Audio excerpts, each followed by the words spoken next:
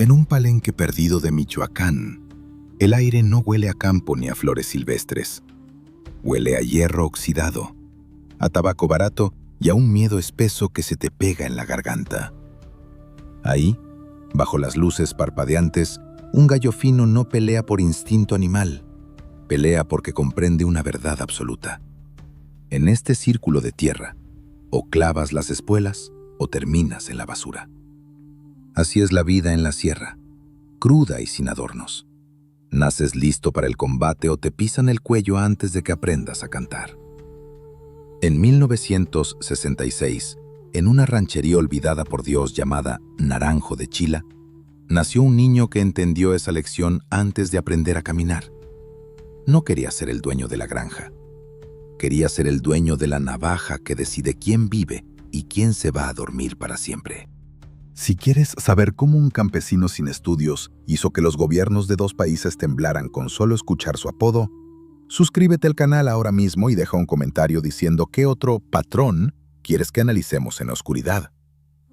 La historia de Nemesio no comienza con tronos de oro ni con camionetas blindadas. Comienza con el polvo. Ese polvo seco y asfixiante de la tierra caliente en Michoacán, una región donde el sol no calienta, castiga. Naranjo de Chila era apenas un punto en el mapa, un lugar donde la esperanza se moría de sed mucho antes de llegar a la adolescencia. La familia Oseguera Cervantes no tenía lujos, tenían bocas que alimentar, muchas bocas. Nemesio creció viendo cómo sus manos se llenaban de callos antes de tiempo, trabajando en los campos de aguacate. Para el mundo exterior, el aguacate es el oro verde, una fruta de moda en las mesas elegantes. Pero para un niño pobre en los años 70, el aguacate era una cadena perpetua. Significaba levantarse antes de que el sol saliera, cargar cajas pesadas por senderos de cabras y recibir unas monedas que apenas alcanzaban para que la tripa dejara de rugir. Nemesio miraba a su alrededor y veía 2 tipos de personas: los que agachaban la cabeza y aceptaban su destino de miseria, y los que caminaban con botas nuevas, pistolas fajadas al cinto y una arrogancia que solo da el dinero rápido. Esos hombres no cargaban aguacates, cargaban paquetes. Movían una harina especial que los gringos al otro lado de la frontera deseaban con desesperación. Nemesio, con sus ojos oscuros y observadores, entendió la matemática básica del negocio. Trabajar duro te da honor, pero trabajar chueco te da poder. Y el honor no llena el estómago. La escuela no estaba hecha para él. Su aula fueron los barrancos y las veredas ocultas de la sierra. Dejó los libros antes de terminarlos porque la urgencia de la vida le exigía otra cosa. A los 14 años ya no era un niño, era un sobreviviente. Y como muchos otros en su situación, miró hacia el norte, allá donde dicen que barren el dinero con escobas. Nemesio se convirtió en una sombra más en la noche, cruzando la línea imaginaria que separa la pobreza de la oportunidad. Se fue de mojado, esquivando a la migra, tragando polvo y miedo, hasta llegar a California. Pero Nemesio no cruzó para lavar platos en un restaurante de comida rápida, ni para cortar césped en los jardines de los ricos en San Francisco. Él tenía otra ambición. Él sabía que los gringos tenían un apetito insaciable por la fiesta, por ese polvo blanco que les hacía sentir invencibles por un par de horas. San Francisco en los años 80 era un laberinto de oportunidades para quien tuviera el valor de tomarlas. Nemesio, joven y astuto, empezó desde abajo. No era un jefe, era un peón. Un simple engranaje en una maquinaria gigante que bombeaba alegría desde las montañas de México hasta las narices de los ejecutivos y las fiestas de la bahía. Aprendió a moverse en las calles, a leer las miradas, a saber quién era un cliente y quién era un soplón. Fue en esta época donde su carácter se empezó a forjar. No era el tipo más ruidoso del bar, ni el que presumía con joyas falsas. Era el callado, el que observaba desde la esquina, el que cumplía con las entregas sin hacer preguntas. Esa disciplina, esa capacidad de ser invisible, fue su primera gran arma. En el mundo del negocio, los bocones terminan en una zanja. Los discretos terminan en la cima. Pero el camino del emprendedor en este rubro nunca es línea recta. Hay baches, grandes baches. En 1986, la suerte se le acabó. O quizás fue el precio de la novatada. La policía de San Francisco, esos azules que siempre están al acecho, lo atraparon. No fue una operación de película, fue algo sucio y rápido. Lo encontraron con la mercancía, con las manos en la masa. Nemesio Ceguera Cervantes, el joven con sueños de grandeza, se convirtió en un número más en el sistema penitenciario de Estados Unidos. La cárcel para muchos es el fin. Para Nemesio fue la universidad. Encerrado entre 4 paredes de concreto, rodeado de pandilleros, asesinos y otros comerciantes caídos en desgracia, Nemesio no se quebró. Al contrario, se endureció. Observó cómo funcionaban las jerarquías dentro de la prisión. Entendió que el poder no se pide, se arrebata. Y lo más importante, se dio cuenta de que ser un simple distribuidor en suelo americano era un juego de perdedores. El verdadero negocio, la verdadera mina de oro, no estaba en vender la nieve gramo por gramo en las esquinas de California. El verdadero poder estaba en controlar la fuente, en ser el dueño de la cocina, en ser el puente que nadie puede evitar. 3 años después, fue deportado. Lo subieron a un autobús y lo botaron de regreso en la frontera, como quien tira un envoltorio usado. Para los oficiales de inmigración, era solo otro mexicano más que habían expulsado. Un problema menos. No tenían idea de lo que acababan de hacer. No sabían que al enviarlo de regreso a México, no estaban cerrando un caso. Estaban plantando la semilla de la pesadilla más grande que su país vecino enfrentaría décadas después. Nemesio regresó a su tierra, pero ya no era el niño que cargaba aguacates. Regresó con cicatrices, con inglés masticado y con una red de contactos. Pero sobre todo, regresó con un plan. Se dio cuenta de que para subir en este mundo necesitaba algo más que valor. Necesitaba estructura. Necesitaba camuflaje. Fue entonces cuando tomó una decisión que parecería una locura para cualquier otro, pero que para él fue una jugada maestra de ajedrez. Miró hacia el estado de Jalisco. Miró hacia las instituciones que supuestamente debían perseguirlo y sonrió. Si no puedes vencer al enemigo, únete a él. O mejor aún, disfrázate de él. El joven deportado no buscó inmediatamente a las grandes organizaciones para pedir trabajo de sicario. Número. Él hizo algo mucho más siniestro y brillante. Se dirigió al municipio de Tomatlán, en la costa de Jalisco. Se cortó el pelo, se afeitó, se puso una camisa limpia y se presentó para un nuevo trabajo. No iba a ser agricultor, no iba a ser albañil. Nemesio Ceguera Cervantes, el futuro señor de los gallos, el hombre que incendiaría el país, se enlistó para ser policía. Imaginen la ironía. El lobo pidiendo cuidar a las ovejas. El sistema, ciego y corrupto, le entregó una placa, un uniforme y un arma reglamentaria. Ahora tenía la ley de su lado.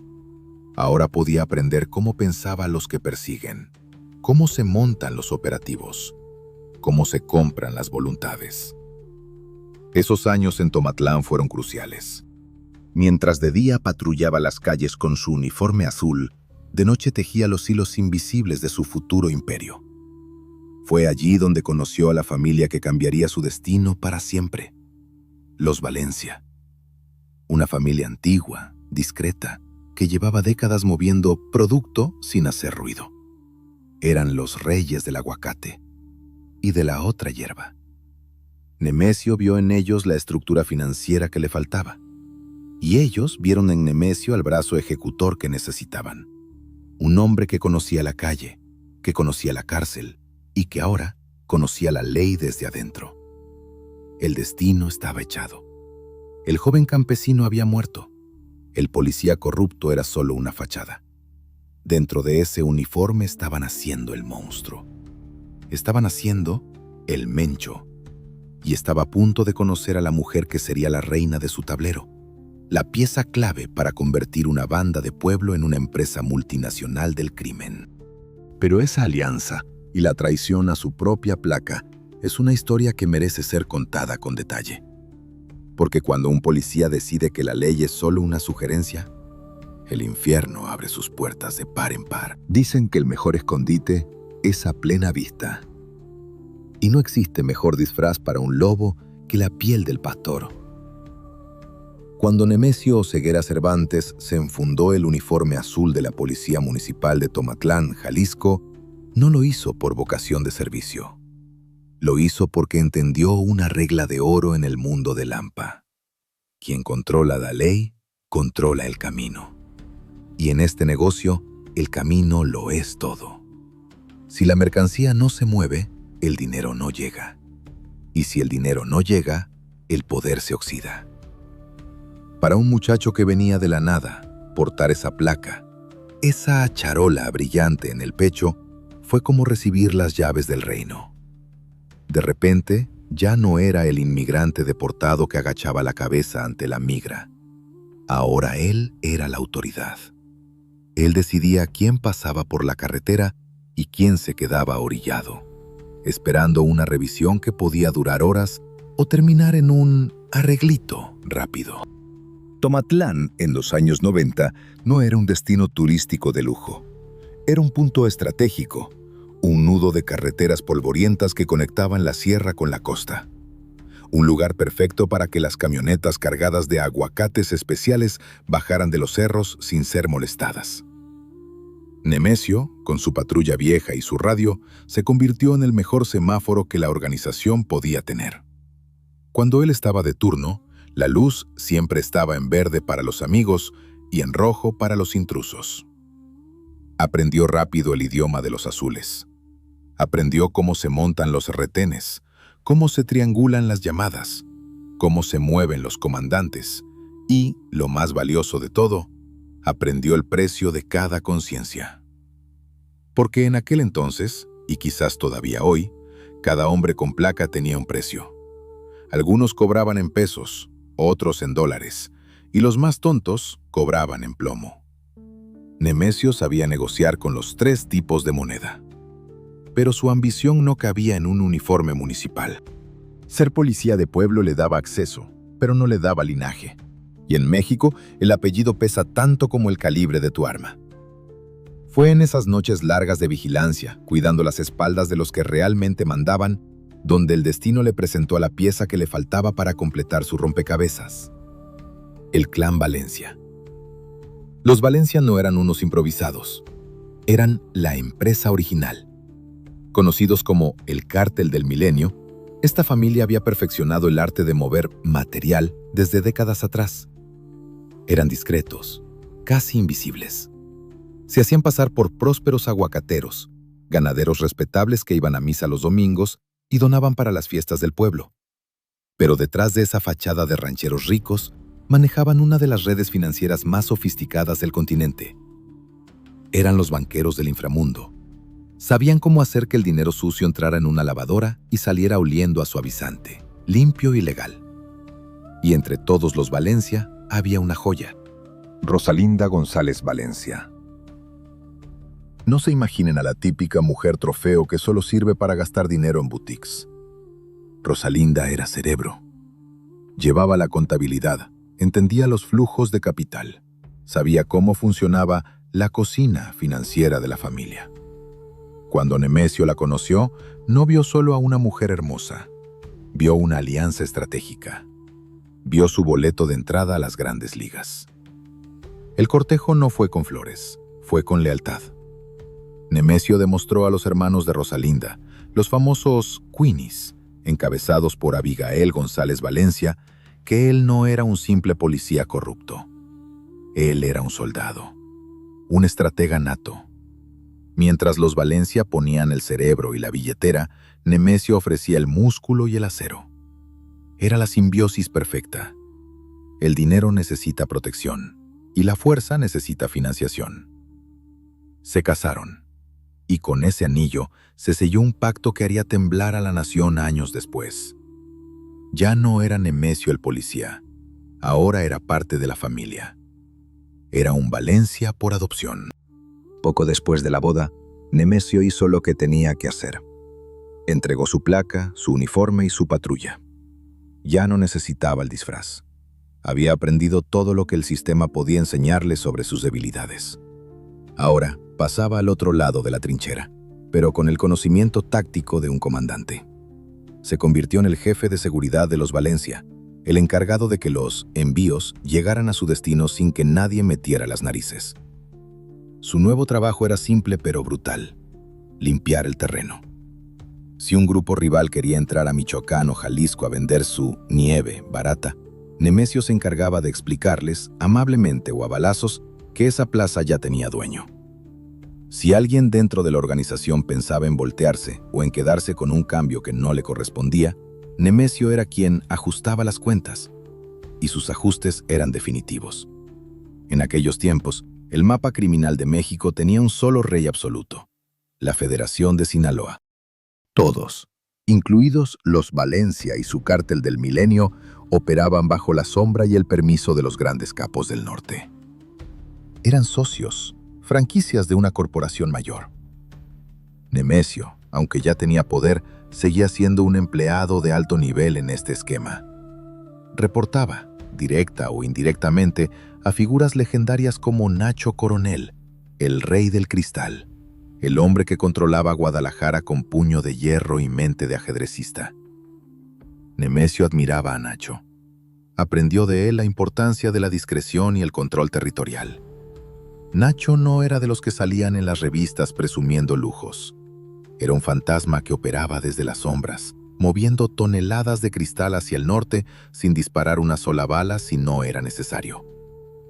Esa escuela de paz mafiosa marcó a Nemesio, aunque su naturaleza era mucho más explosiva. Durante años, la vida fue buena. El dinero fluía como un río caudaloso. Los Valencia se hacían cada vez más ricos gracias a su habilidad para lavar los activos, y Nemesio se hacía cada vez más temido por su eficiencia militar.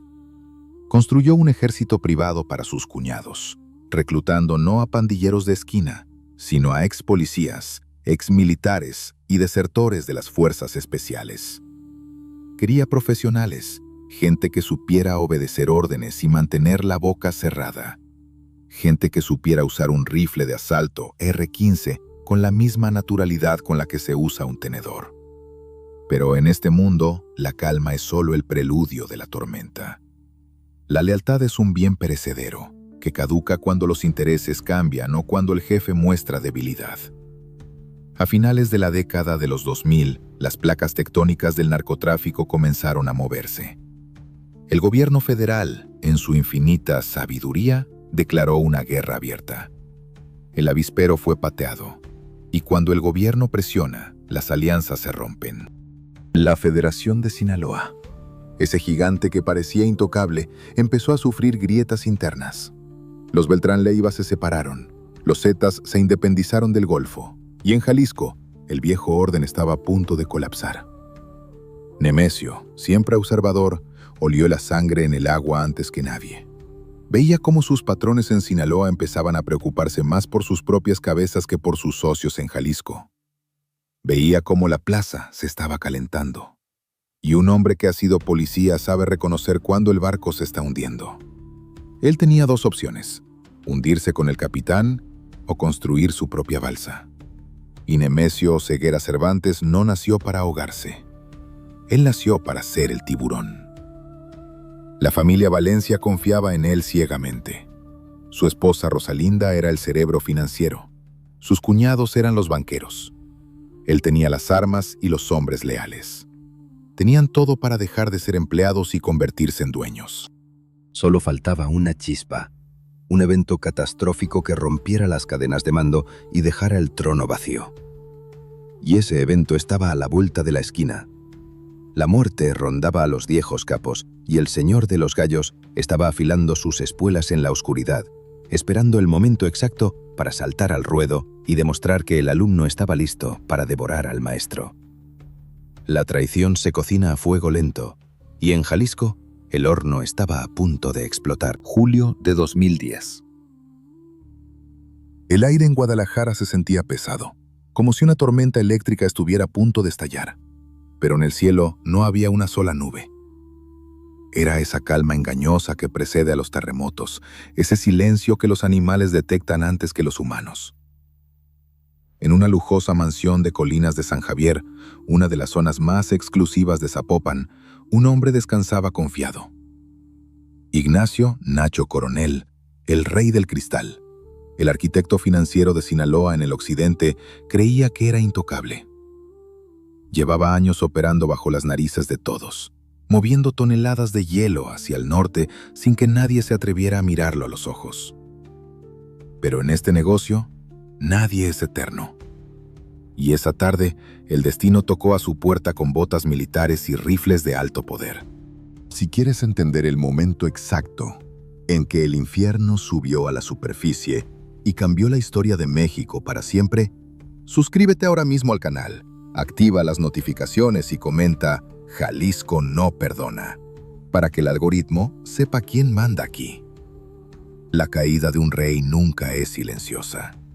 Cuando el ejército mexicano irrumpió en la fortaleza de Nacho Coronel, el estruendo de las granadas y el tableteo de las ametralladoras no solo acabó con la vida de un capo, hizo pedazos el delicado equilibrio de poder que mantenía a la región en una paz tensa pero funcional.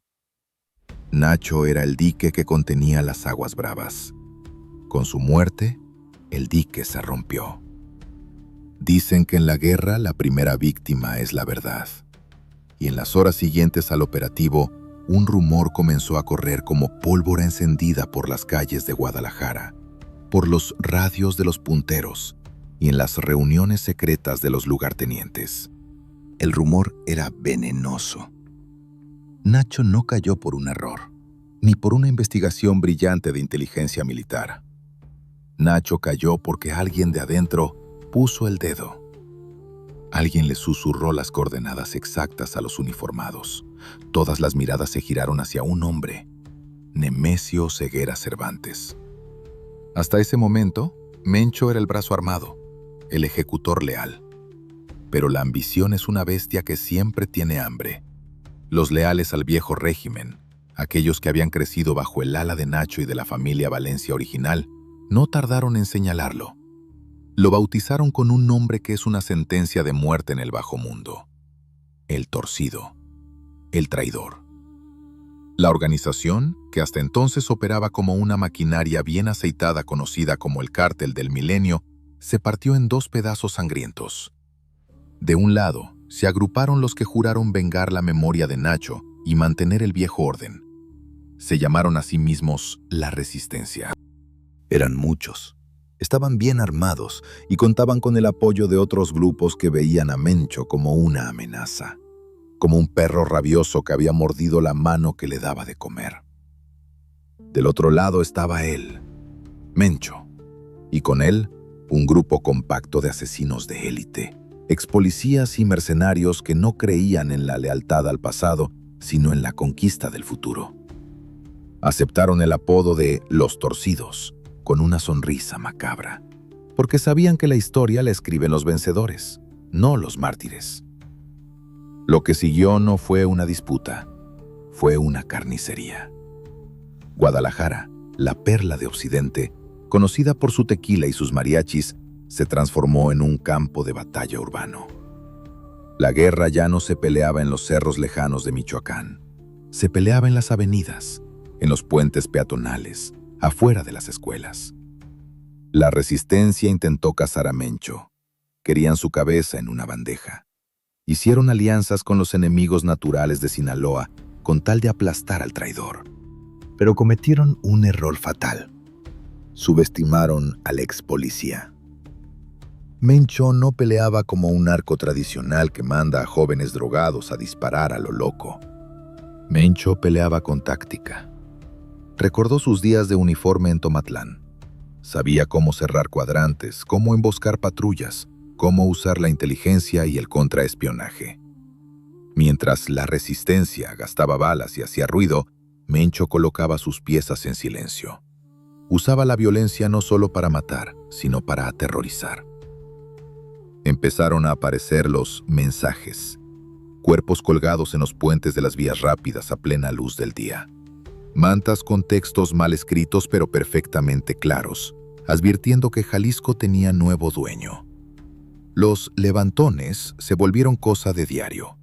Gente que salía a comprar cigarros y nunca volvía. Camionetas abandonadas con los motores encendidos y el interior manchado de rojo. La estrategia de Mencho fue de tierra quemada. No le importaba negociar con los disidentes.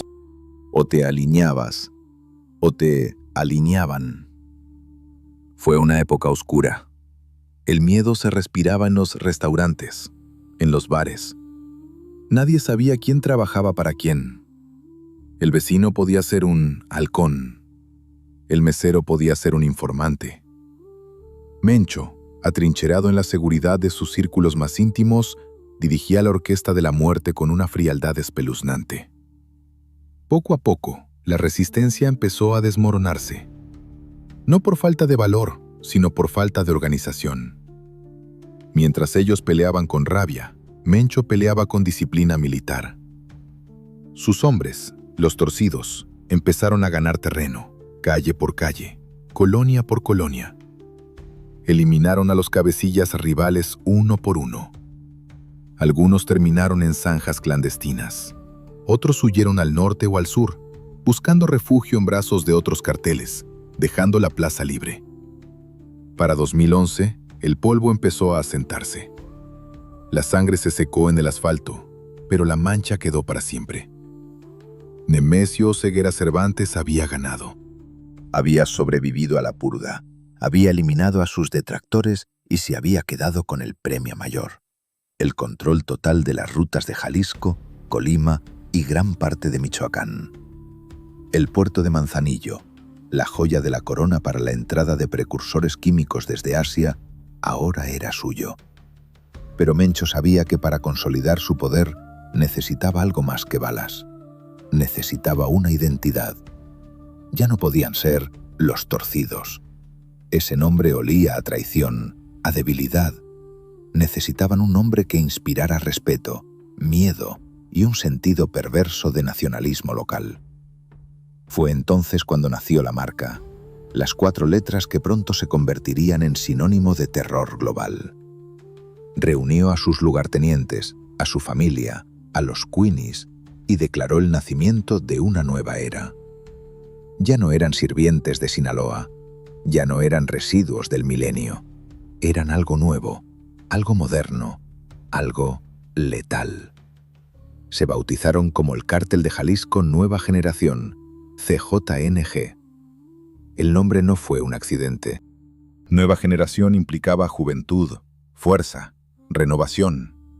Era un mensaje para los viejos capos, para los dinosaurios del narcotráfico que seguían operando con códigos de honor obsoletos. Mencho estaba diciendo: su tiempo acabó. Nosotros somos el futuro, y el futuro no tiene reglas. Con la plaza asegurada y el nombre establecido, Mencho miró el mapa de México. Jalisco era grande, sí, pero él quería más. Vio hacia el este, hacia Veracruz, hacia los territorios controlados por los sádicos de la última letra, los Zetas. Vio una oportunidad de oro para expandirse, no como un invasor, sino disfrazado de salvador. La guerra civil había terminado, pero la verdadera guerra, la guerra por el alma de México, apenas estaba comenzando. Mencho había demostrado que podía matar a sus hermanos para conseguir el trono. Ahora, estaba listo para demostrar que podía engañar a todo un país haciéndose pasar por un justiciero. El escenario estaba listo para su siguiente gran acto: convencer al pueblo de que sus monstruos eran, en realidad, ángeles exterminadores. Veracruz, 2011. El puerto más antiguo de América no olía a salitre ni a café recién tostado. Olía a miedo. Un miedo espeso, húmedo, que se pegaba a la piel como el calor del trópico. Durante años, ese territorio había sido el feudo indiscutible de la última letra. Esos exmilitares de élite que desertaron para convertirse en la pesadilla más sanguinaria que México había conocido. Ellos no tenían códigos, no respetaban a nadie. Extorsionaban al taquero, secuestraban al estudiante, cobraban piso hasta por respirar. La gente vivía con la cabeza agachada, rezando para no cruzar la mirada con una camioneta blindada. Pero lo que nadie sabía era que desde el otro lado del país, en las tierras altas de Jalisco, un depredador nuevo estaba observando. Un depredador que entendía que para cazar a un monstruo, tienes que convertirte en uno peor. Si quieres saber cómo un grupo de encapuchados engañó a toda una nación, haciéndose pasar por salvadores, mientras tomaban el control del inframundo, suscríbete ahora mismo, revienta el botón de like y comenta «Justicia o venganza», para que sepamos de qué lado estás. Nemesio Oseguera Cervantes, el Mencho, ya tenía Jalisco en su bolsillo. Había purgado a sus rivales locales y consolidado su poder en el Pacífico. Pero su visión iba mucho más allá. Él no quería ser un cacique regional, quería ser el dueño del tablero completo. Y para eso necesitaba la joya de la corona del Golfo, el puerto de Veracruz. Veracruz no es solo una ciudad bonita con malecón, es la Puerta Grande. Por ahí entran los barcos cargados de contenedores de todo el mundo, y por ahí salen los envíos especiales hacia Europa, un mercado virgen y hambriento de nieve donde el precio se multiplica. Quien controla Veracruz, controla el océano Atlántico. Y en ese momento, esa llave la tenían los de la Z. Pero Mencho no es un bruto que entra disparando a lo loco, es un estratega.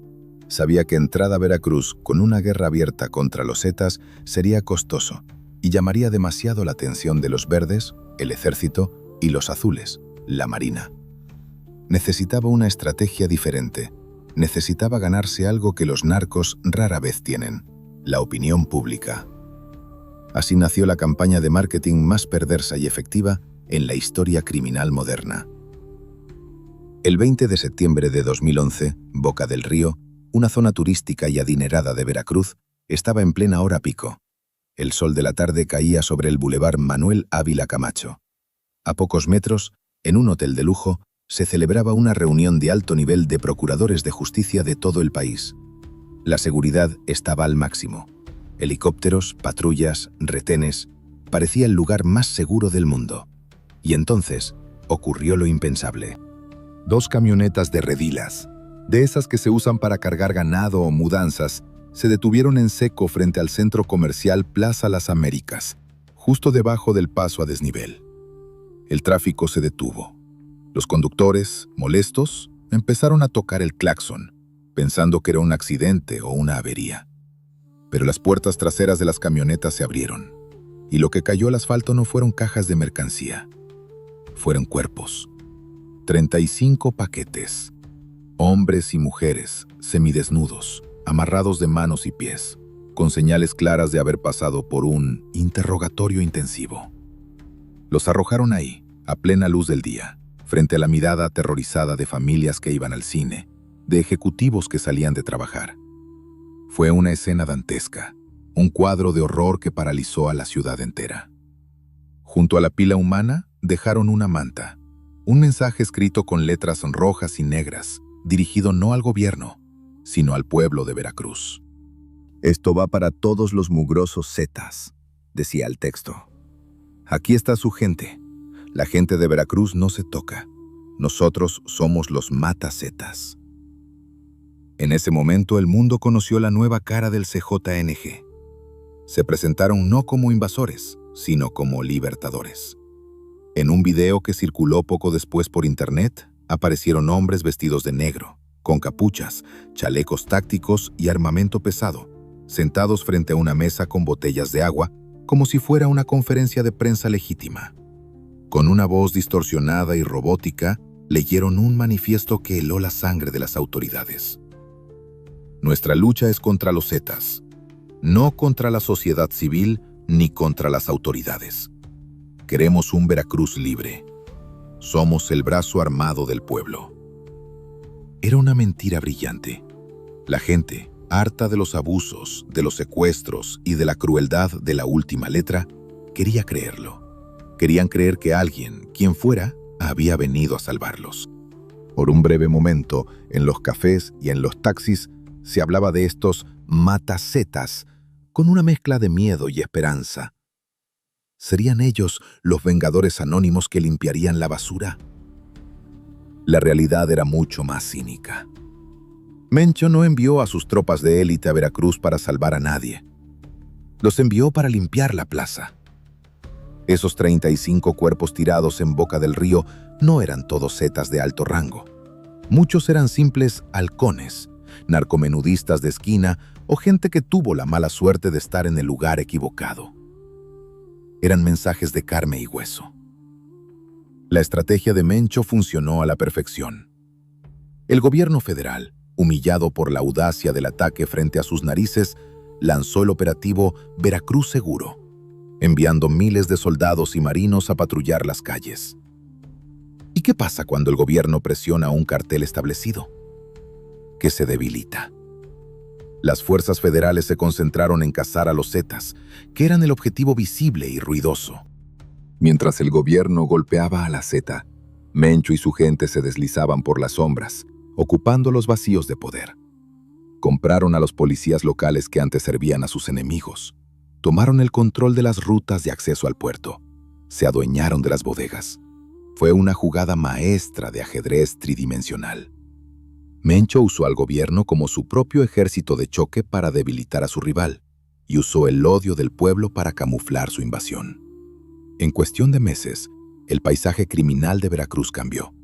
Los zetas, fracturados y perseguidos, empezaron a replegarse hacia el norte. El puerto ya tenía nuevo dueño. Pero la paz prometida nunca llegó. La extorsión cambió de manos. El cobro de piso cambió de cobrador. La violencia no desapareció. Solo se volvió más profesional, más discreta, más al estilo Jalisco. Mencho demostró con los matacetas que entendía algo fundamental sobre la guerra moderna. La percepción es realidad. Si puedes convencer a la gente de que eres el mal menor, te abrirán la puerta. Y una vez adentro, ya es demasiado tarde para sacarte. Con Veracruz bajo su control, el CJNG dejó de ser una organización nacional para convertirse en una transnacional. Ahora tenían salida directa a Europa. Los caramelos podían viajar en contenedores hacia España, Holanda e Italia. El dinero empezó a entrar en cantidades industriales: dólares, euros, yenes. Mencho se estaba volviendo inmensamente rico y poderoso. Pero el poder atrae miradas. Y las miradas atraen problemas. El gobierno, que al principio parecía confundido por la aparición de estos supuestos justicieros, pronto se dio cuenta de su error. No eran vigilantes ciudadanos. Eran un ejército paramilitar en ascenso, con una capacidad de fuego y una disciplina que superaba a muchas policías municipales. El señor de los gallos había jugado su carta más arriesgada y había ganado el puerto. Pero al hacerlo, había despertado a un gigante dormido. Washington y Ciudad de México empezaron a poner su nombre en los expedientes de objetivos prioritarios. Ya no era un simple capo más. Era una amenaza a la seguridad nacional. Y la respuesta del Estado no tardaría en llegar. Pero Mencho, fiel a su estilo, no pensaba esconderse. Si querían guerra, les daría una guerra que jamás olvidarían. Estaba a punto de demostrar que su organización no solo sabía matar rivales, sabía derribar pájaros de hierro. El 1 de mayo de 2015 amaneció con una calma extraña en Jalisco. Esa quietud pesada que tienen los días feriados cuando la ciudad duerme hasta tarde. Pero en la sierra, el aire ya vibraba con una frecuencia distinta. Un zumbido grave que bajaba del cielo y hacía temblar las hojas de los árboles. No eran truenos, ni tampoco el viento. Era el sonido inconfundible de las aspas cortando el aire. El ritmo cardíaco de la maquinaria de guerra del gobierno que venía a cobrar una deuda pendiente. Ese día el Estado mexicano pensó que iba a una simple recolección, a levantar a un objetivo prioritario como quien recoge un paquete olvidado. No sabían que abajo, entre la maleza y los caminos de terracería de Villa Purificación, No los esperaban criminales asustados corriendo hacia sus madrigueras. Los esperaba un ejército listo para escribir la página más humillante en la historia moderna de las Fuerzas Armadas. Si quieres sentir la adrenalina de ver cómo un grupo de hombres desafió a la Fuerza Aérea y convirtió un estado entero en una hoguera, suscríbete ya al canal, revienta ese botón de like y comenta "Fuego en el cielo" para que no te pierdas ni un detalle. La Operación Jalisco fue diseñada en los escritorios más altos de la inteligencia militar y federal. Los generales, con sus mapas y sus satélites, creían tener ubicado al Señor de los Gallos. Los informes de los dedos, soplones, indicaban que Nemesio se movía con un convoy pesado cerca de la costa sur, en una zona de difícil acceso donde la ley de los hombres de verde no aplicaba. Pensaron que la sorpresa sería su mejor arma. Desplegaron a la élite. GAFE, Grupo Aeromóvil de Fuerzas Especiales, Policía Federal y Marina. La orden era clara y directa: neutralizar o capturar. No había margen de error. A las 7 de la mañana, 4 helicópteros rompieron el horizonte. A la cabeza iba un gigante, un Eurocopter EC-725 Cougar, una bestia blindada de transporte de tropas, orgullo de la Fuerza Aérea, cargado con 18 elementos de élite y 2 pilotos expertos. Era una máquina diseñada para resistir el fuego de fusiles, un tanque volador que se sentía invencible. Pero Nemesio Ceguera Cervantes no es un hombre que deja su destino a la suerte. Él no viaja solo con escoltas, él viaja con una burbuja de seguridad que envidiaría cualquier presidente. Su anillo interno, conocido como los Deltas, no son pandilleros de barrio, son operadores tácticos entrenados en el uso de juguetes que no se compran en la tienda de la esquina. Cuando el ruido de los motores llenó el valle, la caravana del Mencho se detuvo. No hubo pánico, no hubo gritos desesperados por huir. Hubo una orden seca, cortante, transmitida por los radios encriptados. Túmbenlo. En la carretera polvorienta, un hombre se bajó de una camioneta blindada. No llevaba un cuerno de chivo. AK-47. Eso era inútil contra el blindaje del Cougar. Llevaba sobre el hombro un tubo largo, de diseño soviético, una pieza de artillería que había cruzado océanos para llegar a ese momento exacto. Un lanzacohetes RPG-27. El piloto del Cougar vio el destello abajo, pero ya era tarde. El cohete no perdona. El proyectil surcó el aire con un silbido de muerte e impactó de lleno en el rotor de cola del gigante de hierro. Lo que sí vio fue una escena sacada de una pesadilla bélica. El pájaro de acero, que segundos antes dominaba el cielo con arrogancia, perdió el control. Comenzó a girar violentamente sobre su propio eje, envuelto en llamas y humo negro, cayendo como una piedra hacia la tierra. El estruendo del impacto sacudió el suelo kilómetros a la redonda. Fue un momento histórico, pero de esos que se escriben con sangre. Por primera vez, una organización criminal derribaba una aeronave militar con tácticas de guerra convencional. No fue un accidente. Fue una demostración de fuerza bruta. El mensaje era claro. Aquí abajo mandamos nosotros. Y si ustedes traen pájaros, nosotros tenemos con qué cortarles las alas. 9 soldados perdieron la vida en ese infierno de metal retorcido. Los sobrevivientes, heridos y aturdidos, tuvieron que repeler un ataque terrestre feroz mientras esperaban refuerzos que tardaban una eternidad en llegar. Pero Mencho sabía que derribar un helicóptero no era suficiente. Sabía que eso desataría la ira de todo el gobierno federal. Vendrían por él con todo: tanques, aviones, miles de soldados. Necesitaba tiempo para desaparecer. Necesitaba crear una distracción tan grande, tan caótica, que las autoridades no supieran hacia dónde mirar. Así que activó el protocolo de caos. En cuestión de minutos, los teléfonos de los jefes de plaza en todo Jalisco, Colima, Guanajuato y Michoacán empezaron a sonar. La orden fue simple: quemen todo. Bloqueen todo. Jalisco se convirtió en una zona de guerra.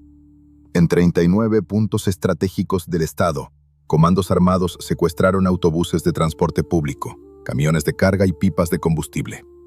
Bajaron a los pasajeros a punta de pistola. «Bájense y corran si no quieren quemarse». Y cruzaron los vehículos en las avenidas principales, en las carreteras federales, en las entradas y salidas de Guadalajara. Y luego encendieron los fósforos. El humo negro se elevó como columnas de un templo maldito. La ciudad de Guadalajara, la segunda más importante del país, quedó paralizada. Nadie podía entrar, nadie podía salir. El miedo se apoderó de la población. Las redes sociales se llenaron de videos de camiones ardiendo, de balaceras en plena calle, de sucursales bancarias con los cristales rotos y llamas en el interior. 11 bancos fueron atacados. 5 gasolineras ardieron. Era una táctica de narcobloqueo llevada a su máxima expresión. Mencho no solo estaba huyendo, estaba secuestrando la tranquilidad de millones de personas para cubrir su retirada. Mientras los bomberos, la policía y el ejército corrían de un lado a otro intentando apagar los incendios y restablecer el orden, el convoy del Señor de los Gallos se deslizaba silenciosamente hacia la Sierra Madre Occidental, perdiéndose en la inmensidad de los cerros, donde los satélites no ven y los drones se pierden. El gobierno quedó en shock. El presidente tuvo que salir a dar declaraciones, visiblemente desencajado. El Comisionado Nacional de Seguridad no podía explicar cómo un grupo delictivo tenía la capacidad de coordinación para paralizar 4 estados al mismo tiempo y derribar una aeronave militar. Ese 1 de mayo, la leyenda del Mencho cambió de categoría. Dejó de ser un capo más en la lista de los buscados. Se convirtió en el enemigo público número 1. Se convirtió en el hombre que humilló al Estado. Pero hubo un costo. La invisibilidad que tanto apreciaba se había esfumado. Ahora, los ojos del mundo estaban puestos sobre Jalisco. La DEA, la agencia antidrogas del vecino del norte, subió la recompensa por su cabeza. Los analistas de seguridad en Washington dejaron de verlo como un problema policial y empezaron a verlo como una amenaza a la seguridad hemisférica, calificando a su organización como una de las 5 más peligrosas del planeta. Sin embargo, en las calles, el efecto fue distinto. El miedo engendra respeto en el bajo mundo. Los rivales que pensaban que el Mencho estaba acorralado, vieron las imágenes del helicóptero en llamas y entendieron que enfrentarse a él no era una disputa de negocios, era un suicidio. Nemesio escapó ese día, herido en su orgullo tal vez por la persecución, pero victorioso en la táctica. Demostró que su gente no eran simples sicarios, eran soldados leales dispuestos a morir y a matar para que el patrón siguiera libre. Mientras el humo se disipaba sobre Guadalajara y las grúas retiraban los esqueletos calcinados de los autobuses, una verdad incómoda flotaba en el aire. El gobierno podía tener los recursos, los aviones y la tecnología, pero el control territorial, el verdadero poder de decidir quién vive y quién muere, quién pasa y quién se queda, seguía perteneciendo al hombre que una vez fue un simple policía en Tomatlán. La Operación Jalisco fue un fracaso rotundo para las autoridades y una victoria propagandística brutal para las 4 letras. Pero la guerra no se detiene, y Mencho sabía que para mantener ese nivel de poder tenía que golpear de nuevo. Pero esta vez, no al gobierno, sino a sus competidores directos. Tenía que demostrarle a los viejos reyes de Sinaloa que su tiempo había terminado.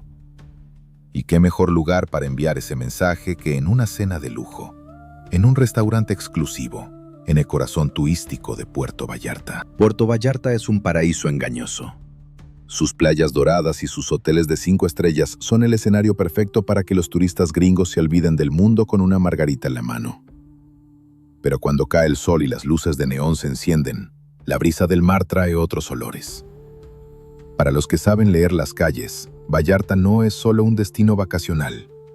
Es una plaza estratégica, un territorio que siempre ha tenido dueño, aunque a veces los inquilinos olviden quién cobra la renta. En agosto de 2016, unos jóvenes príncipes, herederos del imperio más grande que ha visto la historia del tráfico, cometieron el error de creer que su apellido era un escudo antibalas. Pensaron que podían entrar al patio del vecino, hacer una fiesta ruidosa y salir sin pagar la cuenta. No sabían que el dueño de la casa, el señor de los gallos, no perdona la falta de respeto, y mucho menos en su propio comedor. Si quieres ver cómo se humilla a la realeza del crimen sin disparar una sola bala, y cómo una cena de lujo se convirtió en la peor pesadilla de Sinaloa, suscríbete ahora mismo, dale like y comenta «Respeto al patrón» para que no te pase lo mismo. La noche del 15 de agosto, el restaurante La Leche, ubicado en la zona hotelera de Vallarta, brillaba con su característica decoración blanca, impoluta, minimalista. Era el lugar de moda. Adentro, en una mesa larga reservada para la ocasión, un grupo de casi 20 personas celebraba. Había risas, botellas de champán de miles de dólares, mujeres hermosas y esa arrogancia típica de los narco juniors. Entre ellos estaban Iván Archibaldo y Jesús Alfredo Guzmán Salazar, los hijos del Chapo, los Chapitos. Estos muchachos no crecieron en la pobreza de la sierra como su padre. No conocieron el hambre ni tuvieron que trabajar en los campos de amapola bajo el sol abrasador. Ellos crecieron en mansiones, con autos deportivos europeos, ropa de diseñador y cuentas bancarias infinitas. Se sentían intocables. Creían que el mito de su padre era suficiente para que nadie se atreviera a tocarlos. Viajaban con escoltas, sí, pero esa noche, confiados en su estatus de intocables, dejaron a su seguridad pesada afuera, lejos, o simplemente se relajaron demasiado. Grave error. Vallarta es territorio de Jalisco. Es el bastión financiero y operativo del CJNG. Nemesio Oseguera Cervantes tiene ojos en cada esquina, oídos en cada barra y manos en cada cocina. Cuando sus halcones le informaron que los cachorros de Sinaloa estaban de fiesta en su territorio, sin pedir permiso y ostentando poder, Mencho no lo vio como una visita, lo vio como una invasión. Y a los invasores se les trata con hierro. A la 1 de la madrugada, la fiesta estaba en su apogeo. Los juniors brindaban. Ajenos a que afuera, en la oscuridad, un comando de élite se estaba desplegando con la precisión de un reloj suizo. No eran matones cualquiera. Eran operarios tácticos del Mencho, hombres que no sudan, que no dudan y que no fallan.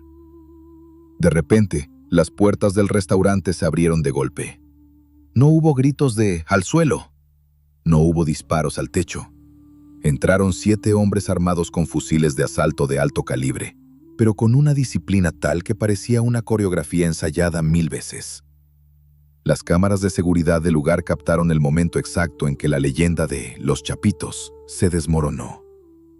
En el video, que luego daría la vuelta al mundo, se ve a los hombres de Jalisco entrar apuntando con firmeza. La reacción de los comensales fue de terror absoluto. Pero lo más impactante fue ver a los hijos del hombre más temido del mundo. Iván y Alfredo, acostumbrados a dar órdenes, se quedaron paralizados. No intentaron sacar sus armas bañadas en oro. No intentaron resistirse. Simplemente levantaron las manos, dóciles, y se dejaron someter.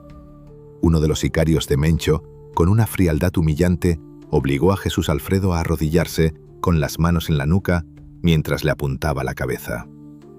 Otro sometió a Iván, pateándolo en las costillas para que se tirara al piso. Ahí, bajo las luces blancas de La Leche, rodeados de lujos inútiles, los príncipes de Sinaloa entendieron una lección brutal. El dinero compra cosas, pero el miedo se gana con sangre. Y esa noche ellos eran los corderos en la mesa del lobo. El comando separó a los hombres de las mujeres. A ellas las dejaron ir, temblando de miedo pero ilesas. A ellos, a los 6 hombres clave de la organización de Sinaloa, los sacaron a empujones, los subieron a camionetas blancas y desaparecieron en la noche de Vallarta. Todo duró menos de 5 minutos. Ni un solo disparo, ni una sola patrulla de policía apareció. El mensaje de Mencho fue devastador. No necesitaba matarlos allí mismo y manchar el piso blanco del restaurante. Eso hubiera sido vulgar. Lo que hizo fue mucho peor. Los secuestró. Los tuvo en su poder.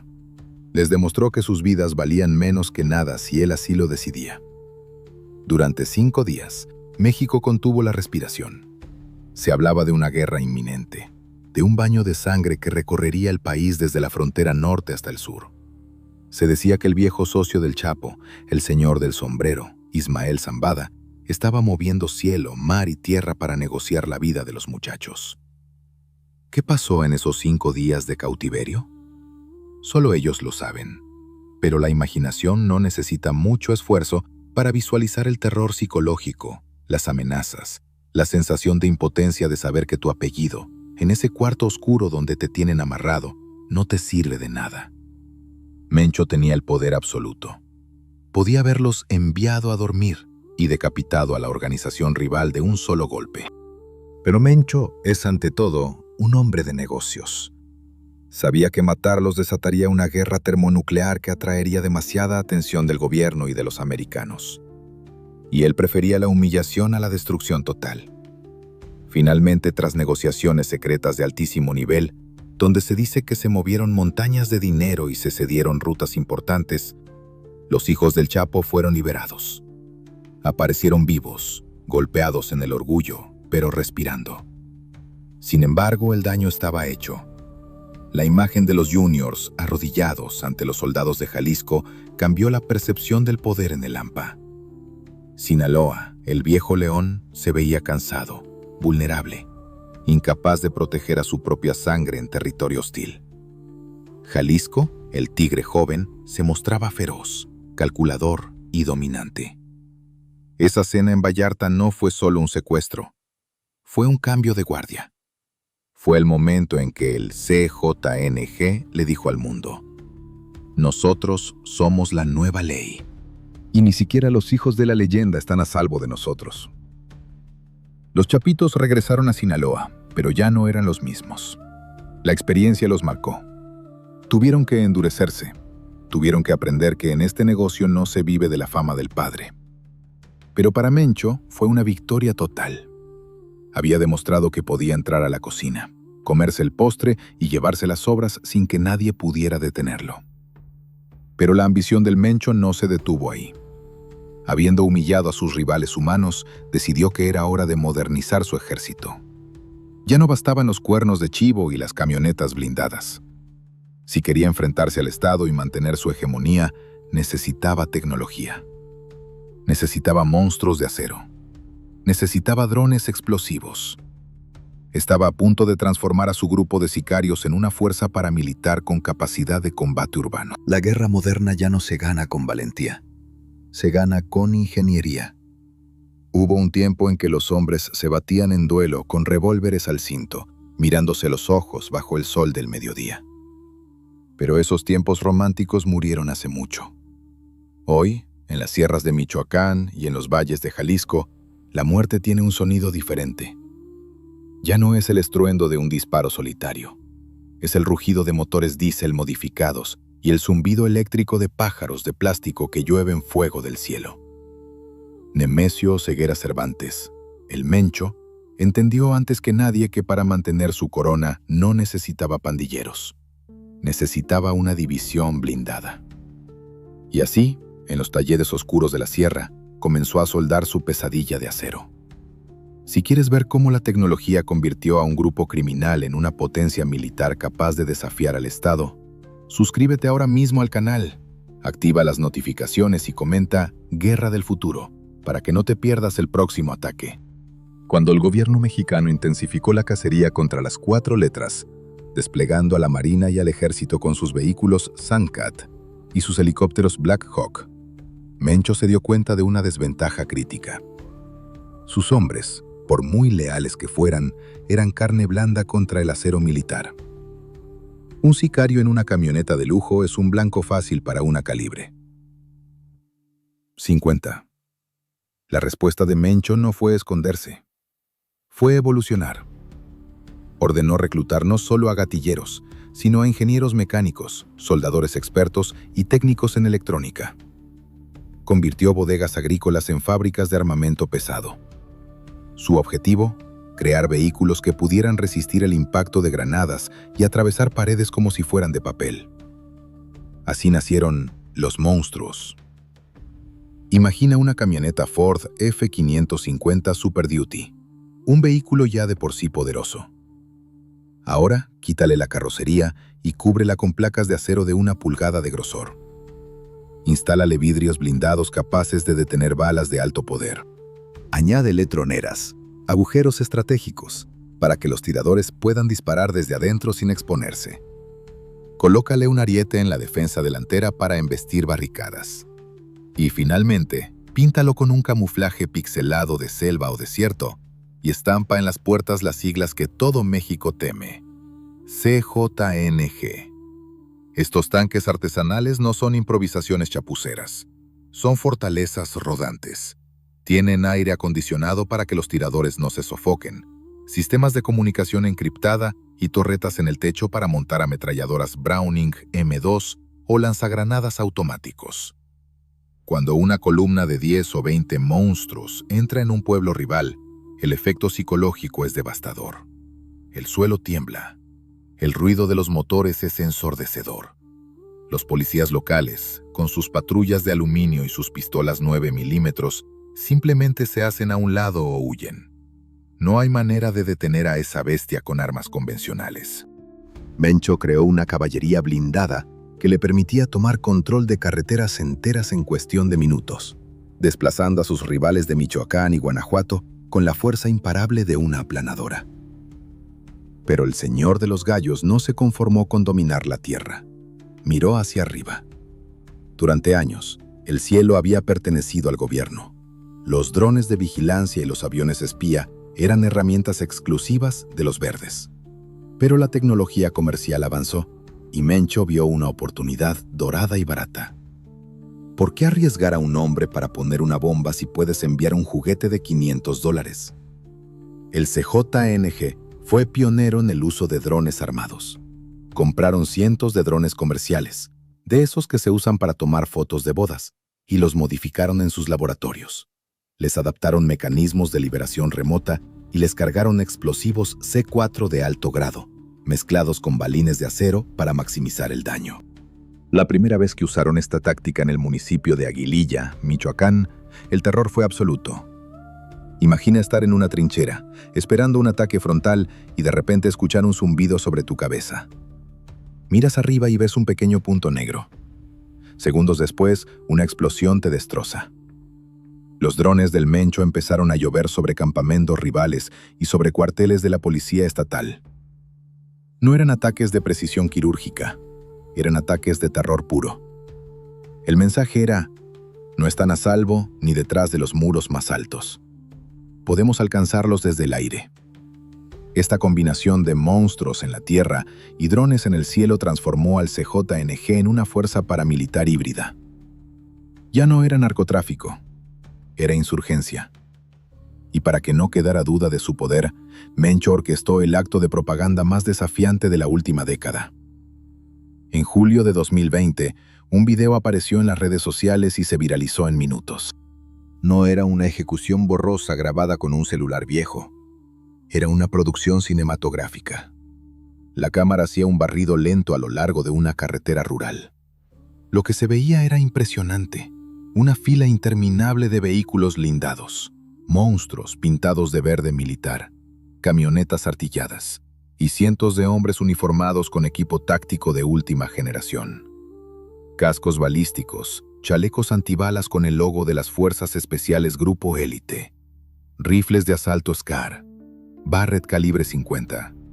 A una señal, todos los hombres comenzaron a gritar al unísono, con una disciplina marcial: ¡pura gente del señor Mencho! ¡Pura gente del Señor de los Gallos! El video duraba un par de minutos, pero el impacto duró meses. Era un desfile militar. Un desafío directo al presidente de la República, que días antes había hablado de pacificación. Mencho le estaba diciendo al Estado: mira mi ejército, mira mis juguetes. Tengo más poder de fuego que muchas de tus batallones. No me busques, porque si me encuentras, será una guerra civil. Los analistas de seguridad en Washington se quedaron helados. No veían a un grupo de delincuentes, veían a una organización con capacidad de combate convencional. Se hablaba de instructores extranjeros, mercenarios colombianos, excaiviles guatemaltecos, incluso desertores de fuerzas especiales de Medio Oriente, entrenando a los reclutas de Mencho en campos ocultos en la sierra. La disciplina impuesta por Mencho era férrea. En su grupo élite no se permitían drogas, se exigía corte de pelo militar. Se entrenaba en tácticas de emboscada, manejo de explosivos y combate urbano. El que desobedecía no era despedido, era dado de baja permanentemente. Pero la tecnología también servía para la crueldad. El CJNG comenzó a usar las redes sociales como un arma de guerra psicológica. Grababan los interrogatorios de sus rivales capturados con cámaras de alta definición, editaban los videos con música de terror y los enviaban por WhatsApp a los familiares y compañeros de las víctimas. El caso más sonado fue el de El Cholo, un antiguo lugarteniente que traicionó al Mencho para formar su propio grupo, el Cártel Nueva Plaza. Durante años, el Cholo se escondió, apoyado por policías corruptos. Pero la maquinaria de inteligencia del Mencho es paciente. Cuando finalmente lo capturaron, no lo mataron al instante. Grabaron un video donde el Cholo, esposado y rodeado por los comandos de élite del CJNG, confesaba sus crímenes y su traición. El video estaba perfectamente iluminado y el audio era nítido. Fue su última declaración. Horas después, su cuerpo apareció envuelto en plástico negro en una banca de jardín en el centro de Tlaquepaque, con un mensaje clavado con un cuchillo. El traidor no tiene cabida en esta empresa. Con el Cholo fuera del camino y su ejército de monstruos patrullando las fronteras de su imperio, Mencho parecía invencible. Tenía el dinero, tenía las armas y tenía el territorio. Controlaba los puertos, las carreteras y el cielo. Sin embargo, hay un enemigo al que no se le puede disparar con un Barrett. Hay un rival que no teme a los drones ni a los tanques blindados. Un enemigo que crece dentro, silencioso, y que cobra las facturas que el cuerpo acumula tras años de estrés, huidas y excesos. Mientras sus soldados gritaban su nombre con fervor fanático, en la soledad de su refugio en las montañas, el hombre más poderoso de México empezaba a sentir que sus propias fuerzas lo abandonaban. No por una bala, sino por la sangre misma que corría por sus venas. La enfermedad estaba tocando a la puerta del búnker. Y esta vez no había blindaje que pudiera detenerla. Dicen que el diablo te da todo lo que pides, pero siempre cobra una comisión oculta. Te da el mundo, pero te quita el alma. Te da poder, pero te quita la paz. Te da oro, pero te quita la salud. Nemesio Oseguera Cervantes, el hombre que puso de rodillas a un país entero, el estratega que humilló a generales y aplastó a carteles rivales con su bota militar, descubrió demasiado tarde que no hay blindaje nivel 7 que pueda detener a un enemigo que vive dentro de tus propias venas. Puedes tener 1000 monstruos cuidando la entrada de tu cueva. Puedes tener misiles antiaéreos apuntando al cielo. Pero cuando tus propios órganos deciden traicionarte, no hay sicario que pueda arreglar el asunto.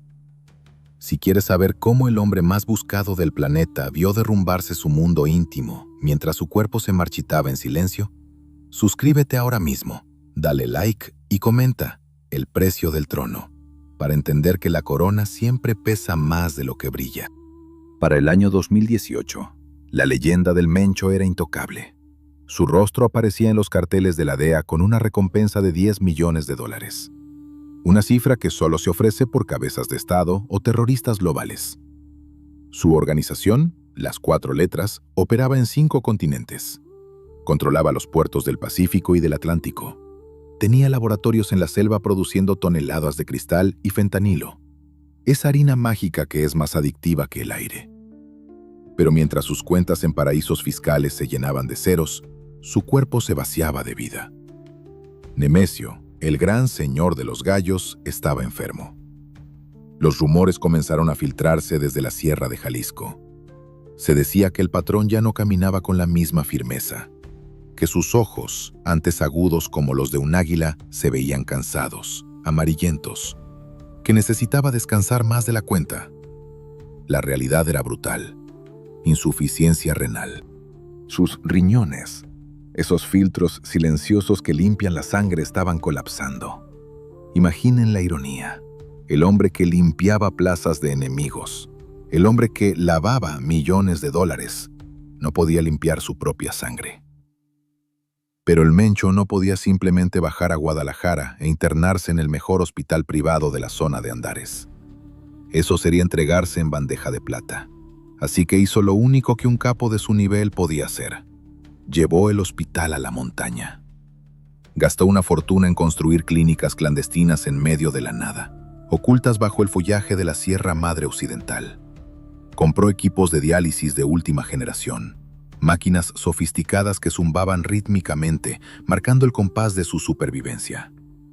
Contrató, o invitó a la fuerza, a médicos especialistas para que vivieran con él en el destierro, cuidando cada gota de su fluido vital. Allí, conectado a tubos y monitores, el hombre más temido de México se veía pequeño, frágil. Mientras la máquina purificaba su sangre, su mente no descansaba. La paranoia se convirtió en su única compañera fiel. ¿Quién heredaría el imperio si él faltaba? ¿Quién mantendría a los lobos a raya? Su plan A siempre fue la sangre, la familia. Su hijo, Rubén Oseguera González, alias el Menchito, el príncipe. Desde niño lo había preparado para sentarse en el trono. Le enseñó el negocio, le dio poder, lo puso al frente de operaciones clave para que los lugartenientes se acostumbraran a obedecerle. El Menchito era la extensión de su voluntad, su seguro de vida, su legado. Pero el destino o la justicia divina tiene un sentido del humor macabro. El Menchito fue capturado. No una, sino varias veces. La primera vez, el sistema corrupto lo dejó ir. Pero la última vez, en 2015, la jaula se cerró de verdad. Y no cualquier jaula. Fue enviado al penal de máxima seguridad del Altiplano y luego la pesadilla suprema, la extradición. Los gabachos estadounidenses lo querían. Y cuando el tío Sam te pone la mano encima, no hay abogado ni soborno que valga. Ver a su hijo, a su heredero, esposado y enviado al otro lado de la frontera para ser juzgado en una corte federal de Washington, fue un golpe devastador para el Mencho. Fue como si le arrancaran un brazo. El imperio se quedaba sin su delfín, sin el futuro rey. Y las desgracias, como las balas en una ráfaga, nunca vienen solas. Su esposa, Rosalinda González Valencia, la jefa. La mujer que había estado con él desde los tiempos en que era un policía pobre en Tomatlán. La hermana de los Queenies. Ella no era una simple esposa decorativa. Era el cerebro financiero de la organización. Mientras Mencho manejaba la violencia, ella manejaba los números. Ella sabía dónde estaba cada centavo, cada propiedad, cada empresa fantasma. En mayo de 2018, en un operativo quirúrgico en Zapopan, la Marina la detuvo. Fue un mensaje directo al corazón del capo. No podemos encontrarte a ti en tus agujeros de rata, pero podemos tocar a lo que más amas. Aunque fue liberada meses después tras pagar una fianza millonaria, porque así funciona a veces la justicia en estas tierras, el daño estaba hecho. La intocabilidad de la familia real se había roto, y en noviembre de 2021 la volvieron a atrapar. Esta vez sin fianza. Esta vez para quedarse. La soledad del Mencho en la cima se volvió absoluta. Su hijo en una prisión americana, enfrentando cadena perpetua. Su esposa tras las rejas en México. Su hija, Jessica Johanna, la negra, detenida en Washington cuando intentó, ingenuamente, entrar a la audiencia de su hermano. La familia perfecta, el clan invencible, estaba desmembrado. El Mencho se refugió aún más profundo en la sierra. Se volvió un fantasma. Dejó de usar teléfonos. Dejó de confiar en sus sombras. Se rodeó exclusivamente de su círculo de hierro, los deltas, y de un nuevo personaje que empezó a ganar poder ante la ausencia de los hijos. Audias Flores Silva, el jardinero.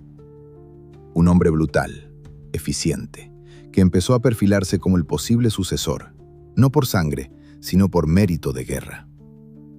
Pero para un hombre como Nemesio, que valora la lealtad familiar por encima de todo, ver a un extraño acercarse al trono le provocaba una bilis amarga. Sabía que en este negocio, el segundo al mando es siempre el primer traidor en potencia. Sus días se convirtieron en una rutina de huida y tratamiento médico. Dormir en cabañas rústicas, moverse en mulas por veredas donde las camionetas no entran, comer lo que hubiera, siempre con el rifle al alcance de la mano y la máquina de diálisis esperando en el siguiente campamento. La riqueza acumulada, esos miles de millones de dólares enterrados en caletas o blanqueados en hoteles de lujo, no le servían de nada allí arriba. No podía ir a un restaurante, no podía ir al cine, no podía disfrutar de sus yates. Su vida se redujo a sobrevivir un día más, a mantener el control de un monstruo de 1000 cabezas que cada día tenía más hambre. La enfermedad lo obligó a delegar, y delegar es peligroso. Los jefes de plaza regionales, al ver al líder debilitado y a la familia dispersa, empezaron a sentir la tentación de la independencia. Pequeñas grietas empezaron a aparecer en la estructura monolítica del CJNG. Conflictos internos en Colima, en Michoacán, en Zacatecas. El Mencho tuvo que volverse más cruel, más sanguinario, para demostrar que, aunque sus riñones fallaran, su pulso no temblaba. Ordenó purgas internas, ejecuciones de cualquiera que susurrara sobre su salud. Si alguien preguntaba, ¿cómo está el señor?, la respuesta solía ser un tiro en la cabeza. El tema de su enfermedad se convirtió en un tabú mortal. Pero la biología no entiende de amenazas. El cuerpo seguía decayendo. Imaginen las noches frías en la sierra. El hombre más buscado del mundo, acostado en un catre militar, escuchando el viento golpear las lonas de su escondite, mientras una bolsa de suero gotea lentamente hacia sus venas. Pensando en su hijo que nunca volverá a ver. Pensando en su esposa que duerme en una celda de concreto. Pensando en todo el imperio que construyó con fuego y sangre, y preguntándose, ¿para qué? ¿De qué sirve ser el rey de los gallos si al final terminas encerrado en tu propio gallinero, picoteado por la enfermedad y el miedo? La historia del Mencho entraba en su fase crepuscular. Ya no era la expansión explosiva, ni la guerra abierta contra el Estado. Era la guerra contra el tiempo. Una guerra que nadie, ni el narco más poderoso, puede ganar. Sin embargo, aunque el hombre se marchitaba, la marca CJNG seguía creciendo, como un virus autónomo que ya no necesitaba a su creador para infectar. La maquinaria estaba tan bien aceitada que podía seguir matando y traficando en piloto automático. Y eso quizás era lo más aterrador de todo. El monstruo había cobrado vida propia y ya no obedecía ni siquiera a su amo. El final se acercaba, pero no sería un final de película con una última batalla épica bajo la lluvia. Sería algo mucho más misterioso, algo que dejaría al mundo preguntándose si el fantasma realmente existió o si se esfumó en la niebla de las leyendas. Hay tumbas que tienen nombre y apellidos grabados en mármol, donde las viudas lloran y los mariachis tocan las canciones favoritas del difunto. Y luego, hay tumbas vacías. Tumbas que existen solo en los rumores, en los susurros de las cantinas, en los informes de inteligencia que nunca se confirman. Nemesio Ceguera Cervantes, el Mencho, ha logrado lo que muy pocos patrones de este negocio consiguen: convertirse en humo antes de convertirse en ceniza. Hoy, nadie sabe con certeza si el hombre que nació en los campos de aguacate sigue respirando el aire frío de la sierra o si ya le rindió cuentas al diablo en el infierno. Pero la verdad más aterradora no es si está vivo o muerto. La verdad es que ya no importa. La máquina que construyó aprendió a funcionar sola. Si quieres conocer el final, o el eterno comienzo, de la leyenda más oscura de México, y entender por qué el CJNG seguirá siendo una pesadilla incluso sin su cabeza, suscríbete ahora, activa la campanita y deja tu comentario con la palabra inmortal para que el algoritmo no nos censure. En las oficinas de la DEA en Washington hay un cartel con la foto de un hombre de pómulos marcados y mirada inexpresiva. Debajo de esa cara, una cifra que marea. $10 millones. 10 millones de verdes por una ubicación, por un dato, por una traición. Es la misma cantidad que ofrecían por el Chapo. Pero hay una diferencia fundamental. Al Chapo le encantaba la luz. Le fascinaba que el mundo supiera que él era el rey. Daba entrevistas en la selva. Quería que hicieran una película sobre su vida. Se enamoraba de actrices. Su ego fue su jaula.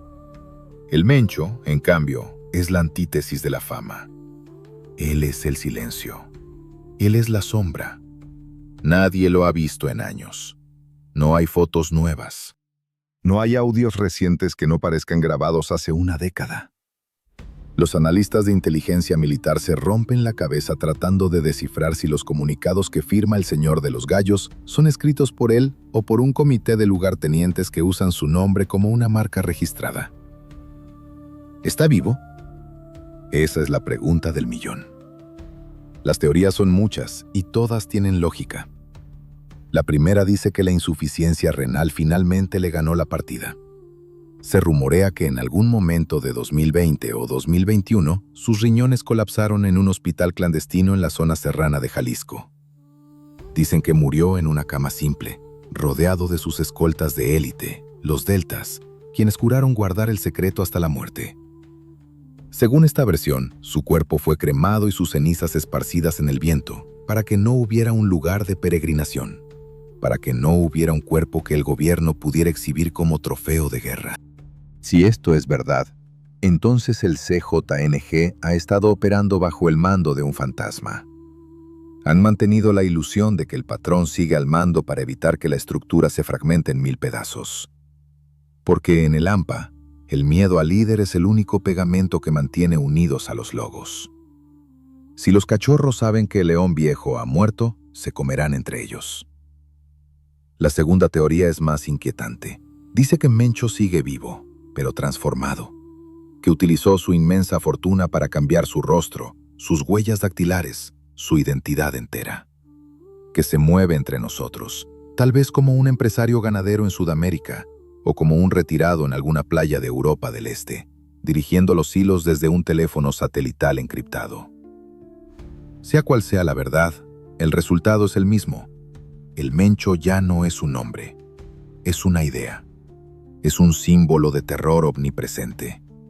Y ese símbolo ha creado algo que nunca antes se había visto: la primera multinacional paramilitar del crimen.